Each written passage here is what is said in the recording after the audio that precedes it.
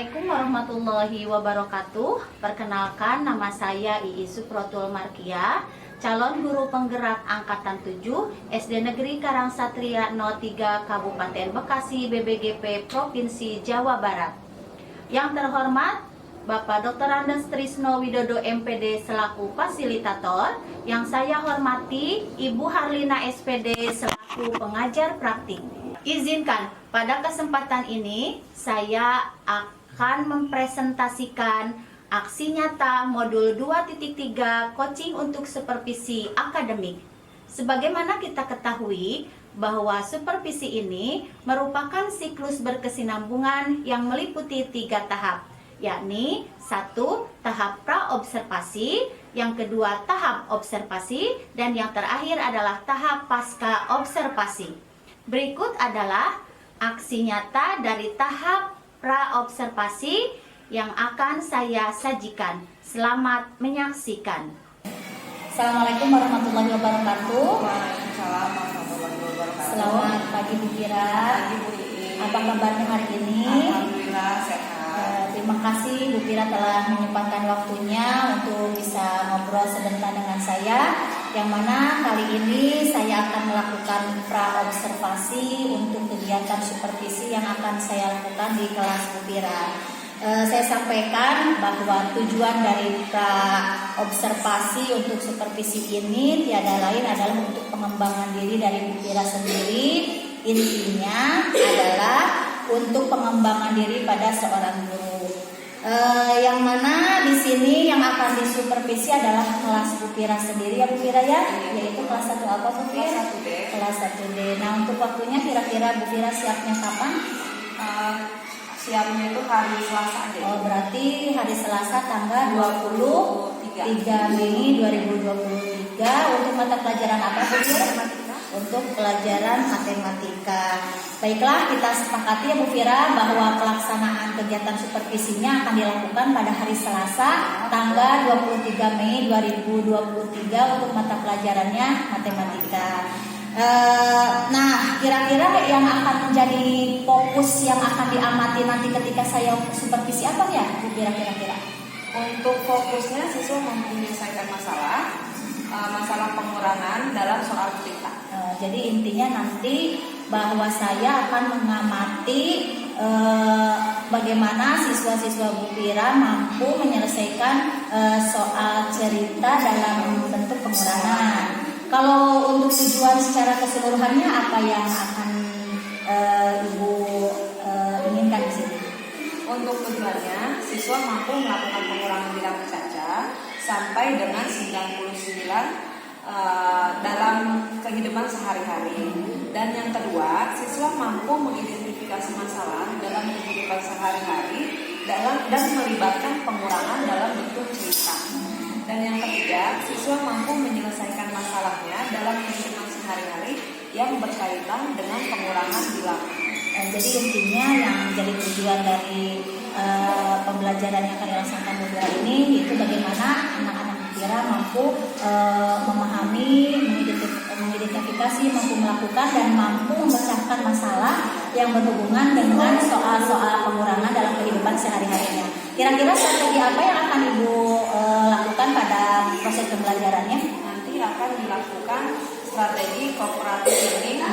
Jadi untuk siswa yang sudah bisa atau sudah dapat memahami materi, jadi dapat membimbing atau mengajari siswa yang belum dapat memahami materi. Jadi intinya dalam strategi kooperatif learning ini Bu Kira akan melakukan tutor sebaya. Baiklah. Kemudian harapan Bu Kira dari kegiatan supervisi yang akan kita lakukan itu apa sebenarnya? Harapan saya melalui supervisi ini, saya mengharapkan anak-anak dapat menyelesaikan soal-soal cerita tentang pengurangan dalam soal cerita dengan tepat, cepat, dan benar. Baiklah, jadi intinya Bu Kira ingin anak-anak Bu Kira memahami atau mampu menyelesaikan soal-soal cerita yang berhubungan dengan pengurangan itu dengan benar, tepat, ya, jadi intinya mampu kira-kira gitu. Baiklah Bu Kira, mungkin sampai di sini dulu untuk kegiatan pra-observasinya. Semoga nanti pada pelaksanaannya Bu Kira ataupun dengan saya dapat melaksanakannya dengan baik dan lancar. Terima kasih banyak atas waktunya Bu Kira. Saya ucapkan terima kasih. Assalamualaikum warahmatullahi wabarakatuh. warahmatullahi wabarakatuh. Dikurang 7, 12, 15 dikurang 7. 8. Kita kasih tepuk tangan dulu untuk kita.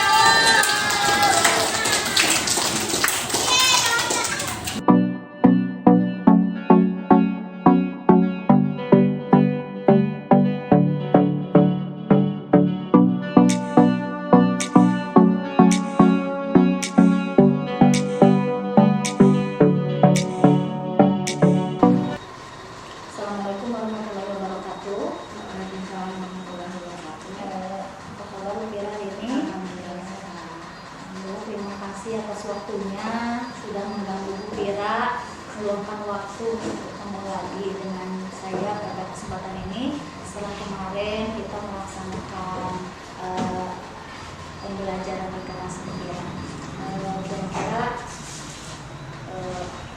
pengalaman Bu Pira kemarin sampai saat ini itu kemarin itu kan praktek mengajar itu ya di kelas. Nah, kira-kira bagaimana nih pengalaman kemarin Bu Pira itu, apa rasanya gitu, capek apa gimana ngajar kelas 1 itu gimana tuh?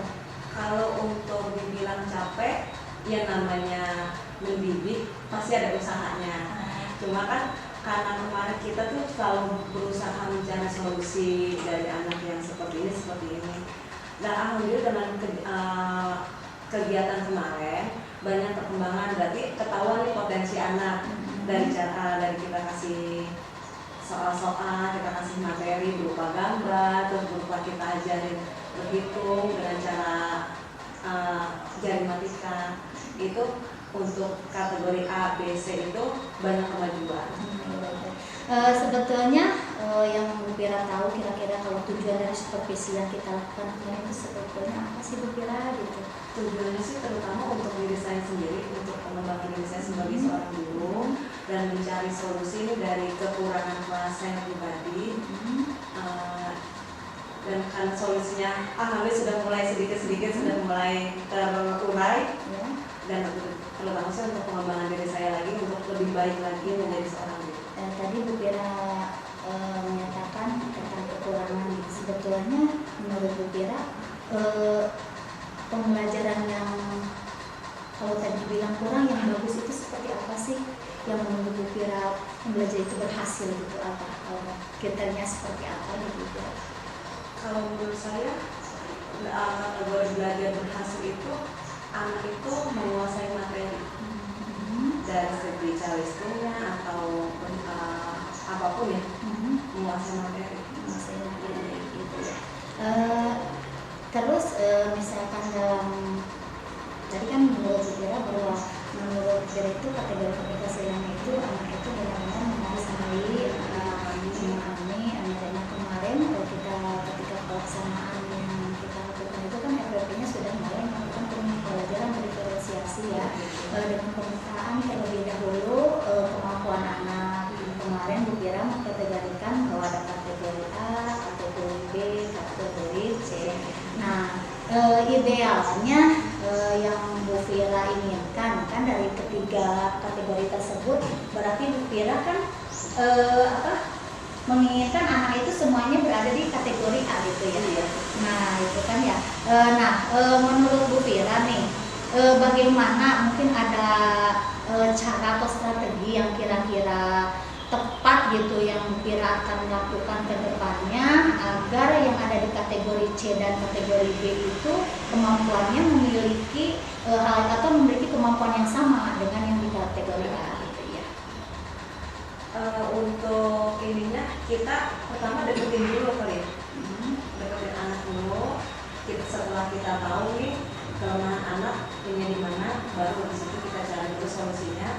Setelah ada solusinya, baru itu bakal anak tuh apa ya, keinginan untuk belajarnya, untuk pengembangan dirinya dapat. Kalau kita sudah mendekatkan diri dulu ke siswa. Jadi mungkin intinya di sini hatinya dulu ya, ya. Jadi harus kita mengaji itu dari hati mungkin Iya, ya, Bu Fira, betul. ya. Iya. Jadi kalau anak itu sudah benar-benar kepegang sama kita, mungkin menurut saya barusan Bu Fira mengatakan bahwa anak itu kalau hatinya udah kepegang berarti itu anak akan nurut gitu ya, Bu Iya. Fira, ya. Baik. Selanjutnya nih, kira-kira rencana Bu Fira dalam menerapkan strategi pembelajaran. Kemarin kan sudah sesuai dengan RPP yang dibuat ya Bu ya. Kira-kira strategi kemarin itu apa perlu dikembangkan lagi menurut Bu Fira atau bagaimana? Kalau strategi yang kemarin saya pakai untuk mengajar itu, menurut saya itu sudah cukup ya, sudah cukup baik, karena di situ ada untuk anak membacanya ada, untuk belajar berhitung dengan jari matikanya ada. Jadi menurut saya itu sudah cukup. Sudah cukup. Apakah ada pengembangan lain selain itu kira-kira?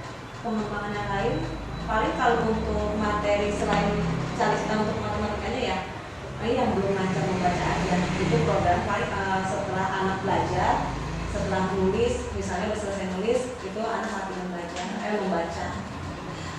Kemudian dari segi media, kalau kemarin kan di situ Bu Fira itu menggunakan medianya video. Kira-kira kalau untuk anak kelas 1 selain video itu kira-kira media yang digunakan yang tepat itu menurut Bu Fira apa?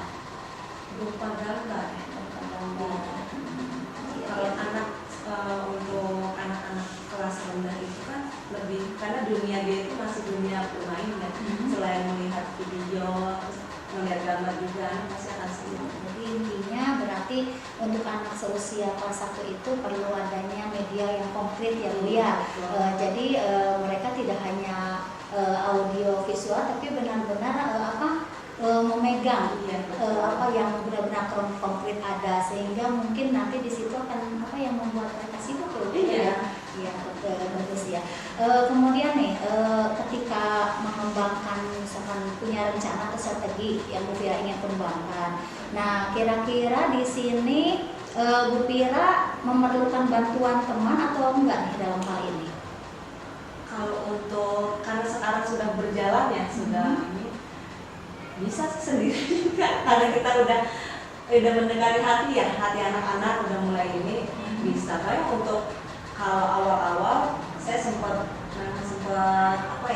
kewalahan ngadepin kelas yang aktif, ditambah lagi anak-anak yang super, memang butuh bantuan banget untuk cari solusinya nih bareng-bareng gitu. Cuma karena setelah kita sudah sharing ke teman-teman, terus kita juga melihat karakter anak nih, kita dari hati ke hati lah bahasanya ya, itu insya Allah bisa di. Nah, kedepannya kan misalkan nih, Fira dikasih tugas lagi nih sama kepala sekolah, ngajar kelas 1 lagi. Nah, kira-kira rencana kedepannya nih setelah pengalaman dari kelas ini yang sudah dipegang Fira, rencana kedepannya kira-kira Bu Fira mau membawa pembelajaran seperti apa? Untuk pengembangan cara mengajar, saya akan lebih banyak lagi media-media agar anak itu lebih tertarik dan belajar. Ya, jadi benar media itu sangat diperlukan sekali, apalagi untuk anak kelas 1 yang benar-benar masih memerlukan dunianya bermain gitu ya. Ya, jadi kalau hanya untuk sekedar audio visual aja ya, kalau sekedar nonton mereka akan kembali ke lingkungan bermainnya dia bagus. Kemudian misalkan kira-kira Bu Fira nih setelah perubahan kan kemarin sudah mengajar ya dengan menggunakan RPP yang sudah saya berikan contoh tentang RPP berdiferensiasi nih. Nah, kira-kira Bu Fira kedepannya akan melaksanakan, kalau misalnya itu sudah dikira baik menurut Bu Fira, kira-kira kedepannya Bu Fira akan melaksanakan pembelajaran tersebut lagi atau tidak? Dalam arti, apakah Bu Fira setuju nggak dengan cara pembelajaran berdiferensiasi tersebut? Gitu? Sangat setuju dan insya Allah akan terus dipakai terus dengan jalan. Berarti kedepannya Bu Fira akan terus melaksanakan pembelajaran berdiferensiasi tersebut. Nah, kira-kira misalkan kedepannya nih, kalau misalkan Bu Fira mendapatkan kesulitan dalam perjalanan pembelajaran tersebut, nah kira-kira Bu Fira akan bukan meminta tolong ya, meminta bimbingan siapa ketika di sekolah. Ya pasti saya akan mencari bimbingan, mencari bantuan juga, mencarikan solusinya untuk siswa. Jadi intinya bahwa apapun yang kita lakukan, kita di sini itu harus benar-benar sesuai dengan kebutuhan siswa, karena sesuai dengan pelajaran diferensiasi itu sendiri, bahwa pelajaran diferensiasi itu adalah pembelajaran yang benar-benar sesuai dengan kebutuhan murid. Kemarin saya sudah melihat bahwa pembagian kategori kemampuan baca tulisnya Bu Kira juga sudah membagi ya ke kategori A, B, dan C.